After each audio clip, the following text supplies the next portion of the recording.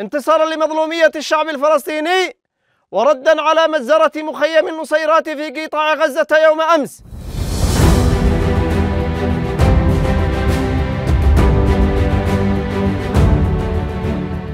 দখলদার ইসরায়েলের নৃশংসতায় ছারখার গাজা, লেবানন, সিরিয়ার পাশাপাশি ইয়েমেনও। তবে ইসরায়েলের নির্মম আগ্রাসনের বিরুদ্ধে প্রতিরোধ সংগঠনগুলো আগের থেকে অনেক বেশি সোচ্চার। সাম্প্রতিক সময়ে যখন ইসরায়েল সিরিয়াকে অল্প সময়ের ব্যবধানে জ্বলন্ত অগ্নিকুণ্ডে পরিণত করেছে, ঠিক তখনই জানা গেল ইসরায়েলের অভ্যন্তরে হাইপারসোনিক ক্ষেপণাস্ত্র হামলার দাবি করেছে ইয়েমেনের হুথিরা। ইরান সমর্থিত শক্তিশালী এই গোষ্ঠী নিজেদের করা উক্ত হামলাকে সফল দাবি করেছে, কিন্তু ইসরায়েল পাল্টা দাবি করেছে তাদের সীমান্তে ঢোকার আগেই ক্ষেপণাস্ত্রটি ভূপাতিত করা হয়েছে।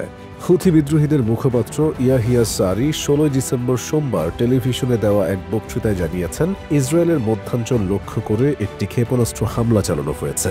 হাইপারসোনিক ক্ষেপণাস্ত্রটির নাম ফিলিস্তিন 2। গাজায় ইসরায়েলের হত্যাযজ্ঞের প্রতিক্রিয়ায় হাইপারসোনিক ক্ষেপণাস্ত্র হামলার কথা জানিয়েছে হুথিরা। গাজায় যুদ্ধবন্ধ না করা পর্যন্ত ইসরায়েলকে লক্ষ্য করে এ ধরনের হামলা অব্যাহত রাখার ঘোষণা দিয়েছে তারা। হুথিদের হাইপারসোনিক ক্ষেপণাস্ত্র হামলা সম্পর্কে ইসরায়েলের সামরিক বাহিনী বলেছে, ইয়েমেন ভূখণ্ড থেকে ছোড়া একটি ক্ষেপণাস্ত্র ইসরায়েলের আকাশসীমায় ঢোকার আগে ভূপাতিত করা হয়েছে। ইসরায়েলের এক মুখপাত্র বলেছেন, ক্ষেপণাস্ত্র ও রকেট হামলা নিয়ে সতর্কতা জারি করা হয়েছিল, কারণ তা ঠেকাতে গিয়ে ক্ষেপণাস্ত্রের টুকরো টুকরা অংশ পড়ার শঙ্কা ছিল। ক্ষেপণাস্ত্র সতর্কতা ইসরায়েলের সবচেয়ে বড় শহর তেল আবিব জুড়ে জারি করা হয়েছিল বলে উল্লেখ করা হয়েছে ইসরায়েলের সংবাদ মাধ্যমের প্রতিবেদনে। এর আগে চলতি বছরের মার্চে হাইপারসোনিক ক্ষেপণাস্ত্রের সফল পরীক্ষা চালানোর দাবি করেছিল ইয়েমেনের সশস্ত্র গোষ্ঠী হুথি।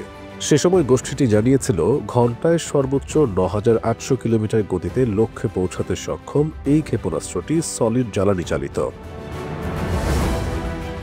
উল্লেখ্য যে গাজা ইসরায়েলের যুদ্ধের প্রতিবাদে গত বছরের নভেম্বর থেকে লোহিত সাগর ও এডেন উপসাগরে পশ্চিমা বিভিন্ন জাহাজে হামলা চালিয়ে আসছে হুথিরা।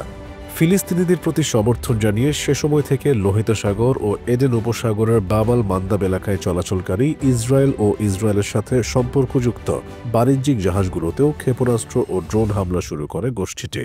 অবশ্য গত সেপ্টেম্বরে ইসরায়েলকে লক্ষ্য করে একটি হাইপারসোনিক ব্যালিস্টিক ক্ষেপণাস্ত্র নিক্ষেপ করেছিল হুথিরা। সে সময় ইসরায়েলে আঘাত হানার আগে ক্ষেপণাস্ত্রটি 2040 কিলোমিটার পথ পাড়ি দেয় এবং ইয়েমেন থেকে দখলদার ইসরায়েলে পৌঁছাতে ক্ষেপণাস্ত্রটির সময় লেগেছিল মাত্র 11.5 মিনিট। সে ঘটনার 3 মাস পর আবারও ইসরায়েলি ভূখণ্ড লক্ষ্য করে হাইপারসোনিক ব্যালিস্টিক ক্ষেপণাস্ত্র নিক্ষেপ করল হুথি বাহিনী।